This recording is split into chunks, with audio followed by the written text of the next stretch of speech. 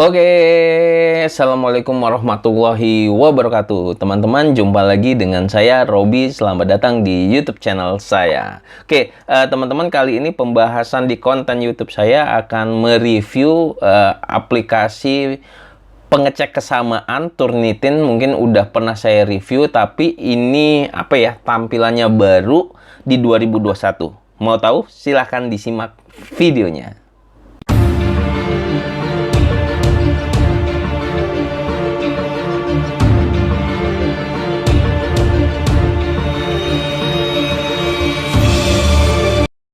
Oke, teman-teman semua, seperti yang saya jelaskan di video awal tadi, bahwa saya akan coba mereview aplikasi Similarity Index, yaitu Turnitin yang terbaru. Mungkin saya udah pernah bahas yang sebelumnya, tampilan interface-nya itu sangat berbeda. Nah, mungkin teman-teman yang berminat nanti silahkan saja hubungi pihak Turnitin, karena mereka mengolah sendiri sekarang tanpa ada pihak kedua untuk menjual aplikasi ini, gitu ya. Nah, sebelum masuk ke pembahasan, jangan lupa untuk subscribe YouTube channel saya, share, like, serta komen, serta follow Instagram saya di @robilendra. Oke, teman-teman semua, silahkan lihat ke layar. Sebenarnya ini saya sudah punya username dan password, saya sign in aja. Nah, ini akan sangat berbeda sekali dengan tampilan yang sebelumnya pernah saya review, gitu ya. Mungkin teman-teman subscriber yang pernah nonton mengenai Turnitin itu sangat berbeda sekali. Tampilannya lebih sederhana karena saya bagian instruktur ya.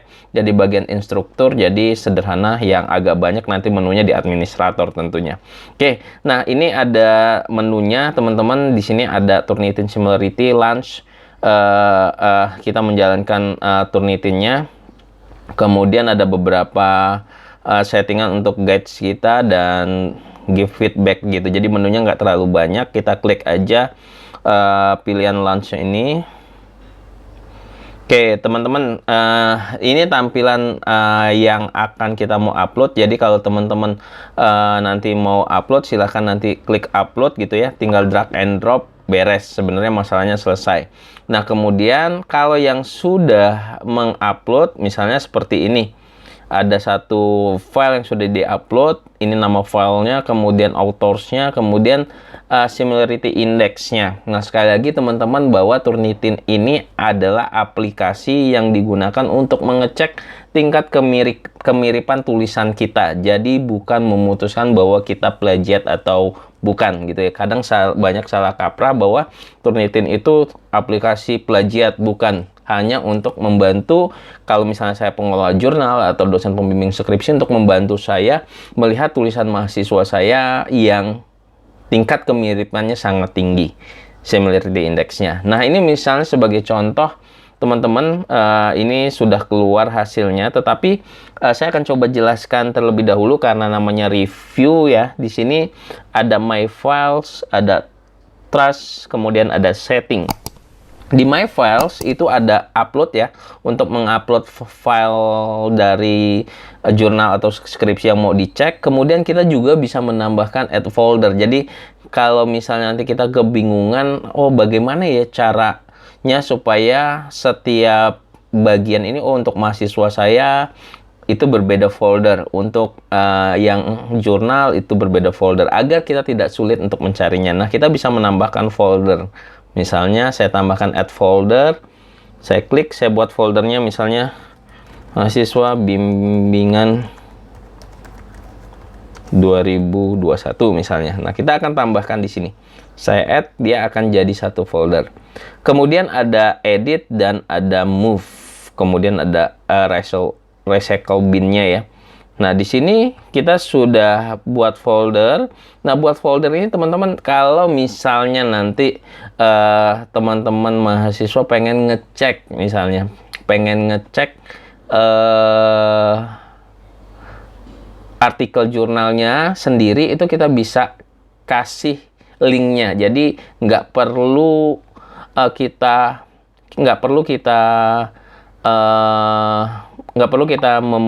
ngecekin satu-satu. Nah, di Turnitin yang baru ini kita bisa mengirimkan linknya tanpa mereka kita berikan login. Caranya gimana? Nah, klik di sini.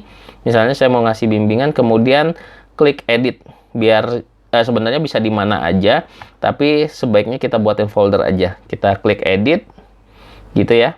Mahasiswa bimbingan, nah izinkan student untuk men-submission link, kita onin aja. Nah itu keywordnya atau batasnya hanya waktunya saja, jadi kita kasih waktu berapa hari mereka untuk kirim, misalnya sampai tanggal 31. Nah sampai tanggal 31 ini saya copyin aja ini linknya, dan kemudian saya kirimkan ke mahasiswa. Saya copy, misalnya saya save, gitu ya. Kemudian saya coba buka sebagai mahasiswa, saya kirim linknya. Nah, kemudian mereka tinggal klik aja first name, last name, email, kemudian silahkan upload. Nah, nanti hasilnya akan kekirim ke email. Nah, itu sangat membantu sekali kalau misalnya kita berlangganan Turnitin ini terbatas gitu. Jadi kita bisa mengirimkan link tersebut ke mahasiswa bimbingan kita. Wah, itu fitur yang sangat luar biasa banget dari Turnitin. Nanti semua mahasiswa yang sudah mengecek akan masuk ke folder bimbingan 2021 untuk saya mengeceknya. Dan untuk teman-teman mahasiswa itu filenya akan dikirimkan ke email yang dimasukkan tadi. Jadi kalau misalnya pertanyaannya berapa banyak mahasiswa, kalau saya confirm ke pihak Turnitin bahwa mahasiswa bisa ngupload bebas, kemudian jumlah mahasiswa juga tidak terbatas, asalkan tidak lewat dari link expired yang kita sudah setting tadi. Nah, itu sangat luar biasa banget. Nah, selanjutnya adalah saya coba akan jelaskan bagaimana melihat hasilnya. Nah, misalnya contoh di sini saya sudah punya file, punyanya Mbak Rasi, misalnya ini tingkat kemiripannya tinggi sekali. Nah, kemudian kalau di titik-titik ini, kalau kita checklist gitu ya, titik-titik ini ada edit, move kita bisa pindahkan ke dalam folder ya, kemudian delete atau copy ID gitu ya. Nah selanjutnya saya akan coba review gimana sih melihat hasilnya. Saya cukup klik ya, saya cukup klik angka 599 nya ini, saya cukup klik, nanti akan tampil tab baru dan akan menampilkan hasilnya. Nah ini bisa dilihat. Nah, kalau teman-teman di laptopnya menggunakan IDM, Internet Download Manager, saran saya sih dimatikan saja dulu di menu setting, kemudian pilih extension, dimatikan saja dulu, karena dia otomatis nanti ngedownload, gitu ya. Oke, sudah. Oke, saya ulang lagi ya. Saya klik yang 59-nya. Oke. Nah, ini tampilannya. Nah, kalau dia tidak menggunakan download manager, internet download manager, dia akan tampil. Nah, ini akan diberi warna teman-teman semua. Nah, ini tingkat kemiripannya, sumber-sumbernya dari mana saja. Ini sama seperti Turnitin yang sebelumnya, dan dikasih tahu juga sumber-sumbernya. Sekali lagi, Turnitin ini digunakan untuk mengecek kemiripan saja teman-teman. Ya pasti tulisannya kalau sudah diupload di internet banyak yang mirip. Nah, kemudian ada fitur yang sebenarnya sangat bagus teman-teman. Di sini ada fitur bendera, gitu ya. Apa itu maksudnya fitur bendera ini? Untuk mendeteksi bahwa ada teks yang di hidden. Biasanya kalau teman-teman cari di Google, di YouTube, ada orang-orang yang share gimana sih supaya tingkat similarity index di Turnitin kalian rendah. Caranya gimana? Nanti space-nya pakai tanda min gitu. Kemudian yang minnya itu dikasih warna putih supaya nggak kelihatan. Dan seterusnya. Nanti saya banyak menjelaskan, teman-teman bisa baca-baca di internet. Itu banyak sekali pihak-pihak yang membuat seperti itu. Nah, kalau ngecek dengan Turnitin yang versi terbaru ini, sudah ada semacam fitur gimana dia si Turnitin ini mengecek hidden text. Atau dengan menggunakan karakter-karakter tertentu. Mungkin dengan huruf I, dengan diganti jenis hurufnya dengan huruf yang lain mungkin bisa mirip, padahal itu bukan I. Nah, biasa ngakal-ngakalnya itu. Dan di Turnitin itu ada menu flagnya. Jadi bakalan terlihat. Jadi kalau misalnya di sini ada flag 1, flag 2, flag 3, kita harus curiga dengan artikel yang kita cek tadi. Oke. Kemudian balik lagi ke similarity index. Nah, teman-teman di sini juga ada menu setting gitu ya. Nah, kita bisa mengecualikan pemeriksaannya dari beberapa hal, internet, publication, cross-ref posted content, dan submitted work. Tapi tidak disarankan untuk menceklis semua gitu ya. Kemudian juga yang mau dicek itu mau dikecualikan yang mana. Misalnya kalau bibliografi kan tentunya pasti sama.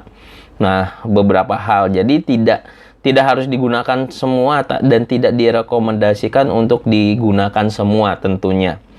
Oke, ini fiturnya sama. Kemudian pertanyaannya bagaimana cara mencetaknya atau mensimpannya ke file PDF. Nah, di sini ada menu print, teman-teman. Sekali lagi, kalau teman-teman di laptopnya menggunakan Internet Download Manager, menu print ini dia akan loadnya akan lama gitu ya. Dia akan minta download dan hasilnya nggak sesuai yang kita minta. Nah, dimatikan dulu extension Internet Download Manager-nya, nanti bisa diaktifkan lagi ketika teman-teman mau tidak menggunakan si Turnitin-nya lagi. Nah, cara mencetaknya silahkan klik tombol print gitu ya.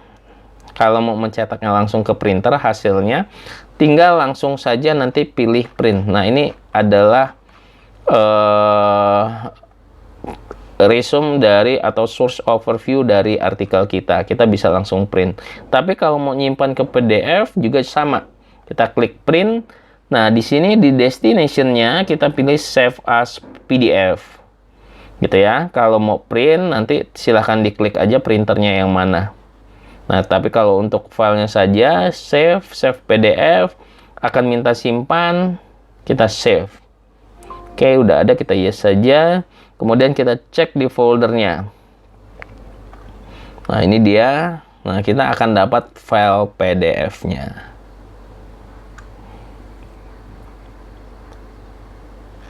Nah, ini dia file PDF-nya. Oke ya.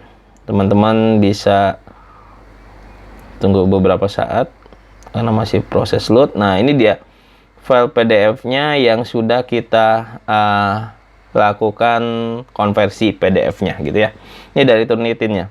Kemudian selanjutnya di bagian lain di sini ada fungsi zoom dan fungsi zoom in, zoom out gitu ya untuk mengecek huruf besar, huruf kecilnya. Selanjutnya saya balik lagi ke tampilan yang tadi. Selain buat folder kita bisa edit. Nah, menu setting yang tadi itu bisa sebenarnya kita checklist di sini. Tapi sebaiknya sih kita checklistnya tadi. Kalau ini untuk semua artikel. Tapi kalau yang di tempat tadi itu hanya satu-satu artikel saja. Sebaiknya menurut saya sih diaktifkan di satu artikel saja. Kemudian yang terakhir ada trash tempat sampah. Jadi kalau ada yang kehapus nanti kita bisa restore kembali gitu. Jadi nggak langsung kehapus. Siapa tahu ada yang ngeklik atau yang lainnya. Nah, ini ada beberapa. Ini ada akunnya, edit profile gitu ya. Boleh ganti first name dan seterusnya.